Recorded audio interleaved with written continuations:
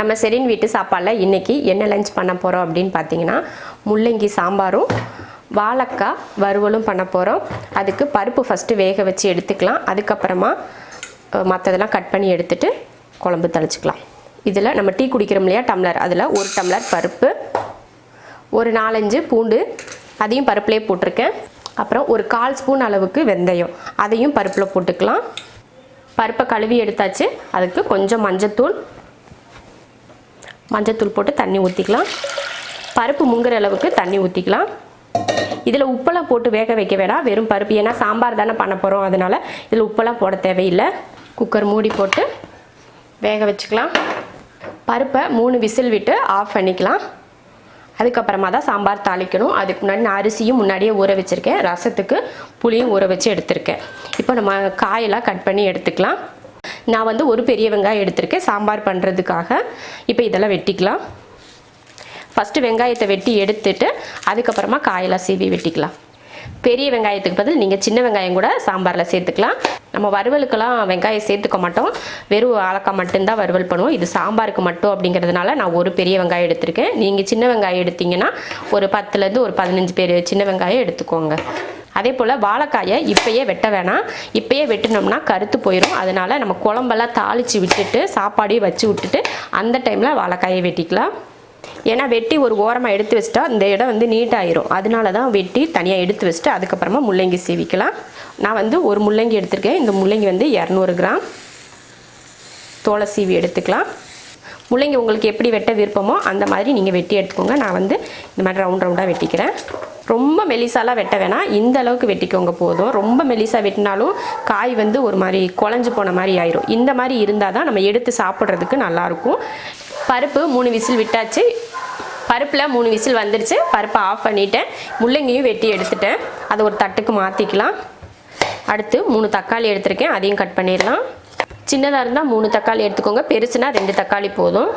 தாளிக்கிறதுக்கு வெங்காயமும் தக்காளி காயெல்லாம் வெட்டி எடுத்துட்டோம். அடுத்து நம்ம மசால் வறுத்துட்டு சாம்பார் தாளிக்கிறதா. நம்ம இன்றைக்கி வறுத்தரைச்சி சாம்பார் தான் பண்ண போகிறோம். அதனால் மசால் வறுத்துக்கலாம். பருப்பை மாற்றி வச்சுட்டு வறுத்துக்கலாம். மசால் வறுக்கிறதுக்கு ஒரு பாத்திரம் வச்சுக்கிறேன். 5 வரமிளகாய், 1/4 ஸ்பூன் ஜீரகம், மல்லி 1 2 3, இந்த ஸ்பூனில் 3 ஸ்பூன் மல்லி சேர்த்துருக்கேன். ஒரு 1/4 ஸ்பூன் மிளகு. அவ்வளோதான். இதை வறுத்துக்கலாம். இது எண்ணெயில் ஊற்றி வறுக்க தேவையில்லை, சும்மாவே வறுத்துக்கிட்டால் போதும். நல்ல மணம் வர ஆரம்பிச்சிருச்சு. இப்போ இதை எடுத்துக்கலாம். இதில் நான் வெந்தயம் சேர்க்கலை, ஏன்னா நம்ம பருப்பு வேக வைக்கிறப்பயே வெந்தயம் சேர்த்துட்டோம் இல்லையா, அதனால் இது கூட வெந்தயமெல்லாம் சேர்க்காம தான் வறுத்துருக்கேன். இதை ஆற வச்சுட்டு அரைச்சிக்கலாம். சாம்பார் தாளிச்சிக்கலாம். சாம்பார் தாளிக்க எண்ணெய் காஞ்சதுமே கடுகு உளுந்து, கடுகு பொரிஞ்சதும் கருவேப்பிலை, வெங்காயம்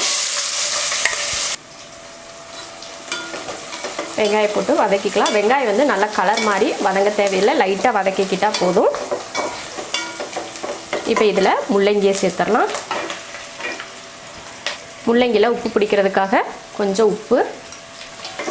இதை நல்லா வதக்கிக்கலாம். இந்த அளவுக்கு நல்லா முள்ளங்கியை வதக்கிட்டு இப்போ இதில் தக்காளி சேர்த்துக்கலாம். தக்காளியும் முள்ளங்கியும் நல்லா வதங்கிருச்சு. இதில் தண்ணி சேர்த்துக்கலாம். போதும் இந்த அளவுக்கு தண்ணி. நம்ம பருப்பெல்லாம் ஊற்றிட்டு அதுக்கப்புறமா நீ தண்ணி தேவைப்பட்டால் ஊற்றிக்கலாம். இப்போ காய் முங்குற அளவுக்கு தண்ணி ஊற்றிருக்கேன். மஞ்சத்தூள், இப்போ குழம்புக்கு தேவையான உப்பு சேர்த்துட்டு கலந்து விட்டுருவோம். கலந்து விட்டு மூடி வச்சிடலாம். ஒரு 3 நிமிஷத்துக்கு இந்த காய் வேகட்டும், அதுக்கப்புறம் எடுத்து பார்த்துக்கலாம். சாம்பாருக்கு காய் வேகிறதுக்குள்ளே அடுத்து நம்ம ரசத்துக்கு ரெடி பண்ணி வச்சுக்கலாம். ஒரு நெல்லிக்காய் அளவுக்கு புளி எடுத்து ஊற வச்சுருக்கேன், அதை கரைச்சி எடுத்துக்கலாம். புளியை கரைச்சி எடுத்துகிட்டு தக்காளி பிசைஞ்சிக்கலாம். சின்ன தக்காளியாக 3 தக்காளி எடுத்திருக்கேன். புளியும் தக்காளியும் கரைச்சாச்சு. 1/2 ஸ்பூன் மிளகு, 1/4 ஸ்பூன் ஜீரகம்.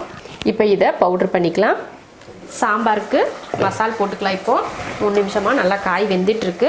நம்ம வதக்கிறப்பயே காய் ஓரளவுக்கு வெந்திருக்கும். இப்போயும் நல்லா வெந்துருச்சு. இப்போ இதில் நம்ம அரைச்ச மசாலா சேர்த்துக்கலாம்.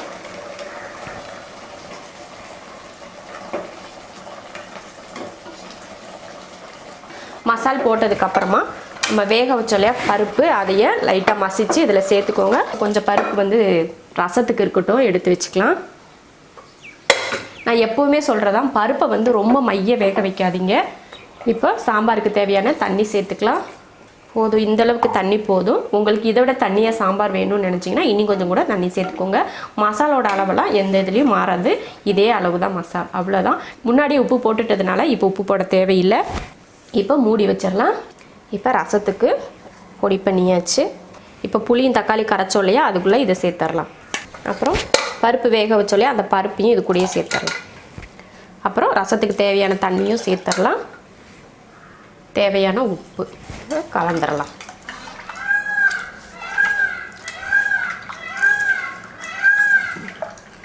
இப்போ ரசத்துக்கு வந்து எல்லாமே கலந்து வச்சாச்சு. எக்ஸ்ட்ரா தண்ணி வேணும்னா நம்ம தாளிக்கிறப்போ புளிப்பை பார்த்துட்டு தண்ணி ஊற்றிக்கலாம். இப்போ ரசம் தாளிக்கிறதுக்கு எல்லாமே ரெடியாக இருக்குது. அடுத்து ரசத்தை தாளிச்சிடலாம்.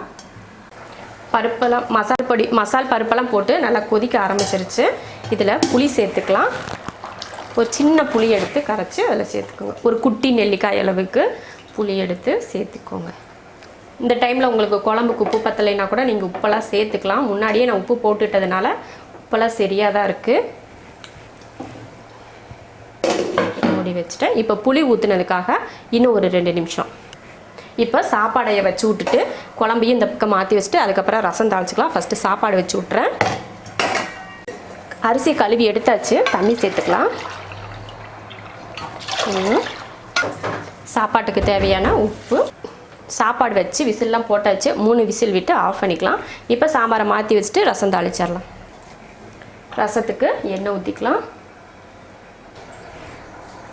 எண்ணெய் காஞ்சதுமே கடுகு உளுந்து,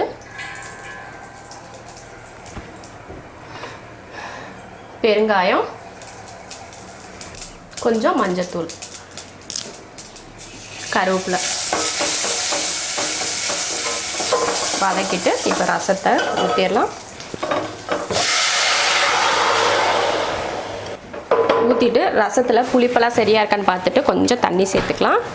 கொஞ்சம் மல்லித்தலை, அவ்வளோதான். ரசம் வந்து லைட்டாக ஒரு கொதிக்கட்டும், இறக்கிக்கலாம். அதுக்குள்ளேயும் நம்ம வாழைக்காயெல்லாம் வறுவலுக்கு ரெடி பண்ணிக்கலாம். வாழைக்காயை கட் பண்ணிக்கலாம். இந்த மாதிரி தோலை சீவிக்கலாம். ஒன்று கத்தியில் சீவுங்க, இல்லைன்னா இந்த மாதிரி கூட நீங்கள் சீவிக்கோங்க. ஒரு பாத்திரத்தில் வாழைக்காய் வெட்டி போடுறதுக்கு தண்ணி வச்சுருக்கேன். தண்ணியில் உப்பு சேர்த்துக்கலாம். வாழைக்காய் கருத்து போகாமல் இருக்கிறதுக்காக இதில் உப்பு சேர்த்துக்கிறேன். நீங்கள் கொஞ்சம் இதில் தயிர் கூட சேர்த்துக்கலாம்.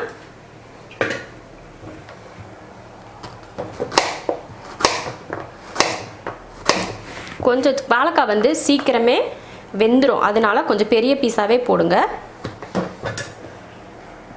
இது போல் வாழைக்காயெல்லாம் வெட்டி எடுத்துக்கலாம். இந்த மாதிரி ரொம்ப மெலிசால வெட்டக்கூடாது. இந்த அளவுக்கு வறுவலுக்குனா கொஞ்சம் தடியாக இருக்கிறப்பயே வெட்டி எடுத்துக்கோங்க. பாருங்கள், லைட்டாக ஓரத்தில் கொதிக்க ஆரம்பிச்சிருச்சு. இப்போ ரசத்தை ஆஃப் பண்ணிக்கலாம். அடுத்து சாம்பாரையும் ஆஃப் பண்ணிக்கலாம். லாஸ்ட்டாக கொஞ்சம் பச்சை மல்லித்தலையும் கருவேப்பிலையும் சேர்த்துக்கலாம். அவ்வளோதான், மூடி வச்சுக்கலாம். இப்போ அடுப்பை ஆஃப் பண்ணிடலாம். சாம்பாரும் ரெடி. வாழைக்காய் வறுவலுக்கு வெட்டி எடுத்து வச்சுருக்கோம். அதுக்கு 4 பூண்டு பல்லை இது போல் தட்டி எடுத்து வச்சுருக்கேன். இது மட்டும்தான் இதுக்கு நம்ம போட போகிறோம். அப்புறம் வேறு தாளிக்கிறது கூட எதுவும் யூஸ் பண்ணிக்க மாட்டோம். இப்போ நம்ம வாழைக்காய் வறுவல் பண்ணிக்கலாம். வறுவலுக்கு வடைச்சட்டி வச்சு எண்ணெய் ஊற்றிடலாம். வாழைக்காய் வறுவலுக்கு எண்ணெய் ஊற்றி எண்ணெய் காஞ்சிச்சு. அதில் தட்டின பூண்டை சேர்த்துக்கலாம். கருவேப்பிலையும் சேர்த்துடலாம். அடுத்து வாழைக்காயை சேர்த்துடலாம். மஞ்சள் தூள். இதை கலந்து விட்டுறலாம். இந்த மாதிரி கலந்து விட்டுட்டு நான் தண்ணியெல்லாம் சேர்த்துக்கலை. அடுப்பை இப்போ சிம்மில் வச்சுட்டேன். சிம்மில் வச்சு மூடி வச்சிடலாம். சாப்பாடையும் 3 விசில் விட்டு ஆஃப் பண்ணியாச்சு. இப்போ வாழைக்காய் வெந்துச்சுன்னா வேலை முடிஞ்சிடும். வாழைக்காய் வேகிறதுக்கு ரொம்ப நேரம்லாம் ஆகாது. 1லேருந்து 2 நிமிஷத்துலேயே வாழைக்காய் வெந்துடும். ஏன்னா அது ரொம்ப சாஃப்டாக தானே இருக்கும், அதனால் அந்த சூட்லேயே வெந்துடும். நான் தண்ணி எதுவுமே தெளிச்சிக்கல. அதே போல் வெறும் பூண்டு மட்டும்தான் சேர்த்துருக்கேன். இதில் பெருங்காயத்தூளோ இல்லை இஞ்சியோ எதுவுமே நான் சேர்த்துக்கல. பூண்டு மட்டும் சேர்த்துக்கிட்டாலே போதும். டேஸ்ட்டும் நல்லாயிருக்கும். அதே போல் அந்த கேஸ் ட்ரபிளும் இருக்காது. உங்களுக்கு அப்படி வேணும் அப்படின்னு நினச்சிங்கன்னா கொஞ்சம் இஞ்சி துண்டு இது கூட தட்டி நீங்கள் சேர்த்துக்கலாம். நான் வந்து இஞ்சி சேர்த்து போடலை, வெறும் பூண்டு மட்டும்தான் போட்டிருக்கேன். இப்போ அது வேகட்டும். நம்ம மசாலா பொடி அதுக்கப்புறம் சேர்த்துக்கலாம். இதுக்கு மேலே வேக வச்சா காய் வந்து ரொம்ப கொலன்னு வெந்துடும். அதனால் இந்த அளவுக்கே போதும். மிளகாத்தூள் சேர்த்துக்கிறேன். ஒரு 1/2 ஸ்பூன் மிளகாத்தூள் போதும். உங்கள் காரத்தை பொறுத்து நீங்கள் மிளகாத்தூள் சேர்த்துக்கலாம். ஒரு 2 நிமிஷத்துக்கு கிளறி விடுங்க. அப்போ தான் அந்த மிளகாத்தூள் போட்டோம் இல்லையா, அந்த வாடை இல்லாமல் இருக்கும். அதனால் மிளகாத்தூள் போட்டு ஒரு 2 நிமிஷத்துக்கு மட்டும் இந்த மாதிரி கிளறி விட்டால் போதும். அவ்வளோதான், வாழைக்காய் வறுவல் ரெடி ஆயிடுச்சு. இப்போ அடுப்பை ஆஃப் பண்ணிடலாம். ஆஃப் பண்ணிட்டேன். சாப்பாடும் ரெடி ஆயிடுச்சு, சாம்பாரும் ரெடி ஆயிடுச்சு, ரசமும் ரெடி ஆயிடுச்சு, வாழைக்காய் வறுவலும் ரெடி ஆயிடுச்சு. சூப்பரான ஒரு லஞ்ச் மெனு ரெடி ஆயிடுச்சு. இதே போல் லஞ்ச் மெனு டெய்லி பார்க்கணும்னு நினச்சிங்கன்னா நம்ம ஷெரின் வீட்டு சாப்பாடு சேனலை சப்ஸ்கிரைப் பண்ணிவிட்டு மறக்காமல் பெல் ஐக்கானை கிளிக் பண்ணி வச்சுக்கோங்க. அப்போ தான் நான் போடுற எல்லா வீடியோவோட நோட்டிஃபிகேஷனும் உங்களுக்கு உடனே வரும். நீங்கள் லஞ்ச் மெனுவோ இல்லை டின்னர் மெனுவோ பிரேக்ஃபாஸ்ட் மெனு இல்லைன்னா ஈவினிங் ஸ்நாக்ஸ் மெனு இந்த மாதிரிலாம் நீங்கள் ட்ரை பண்ணலாம். இப்போது சாப்பாடு ரெடி ஆயிடுச்சு, நம்ம சாப்பிட்லாம்.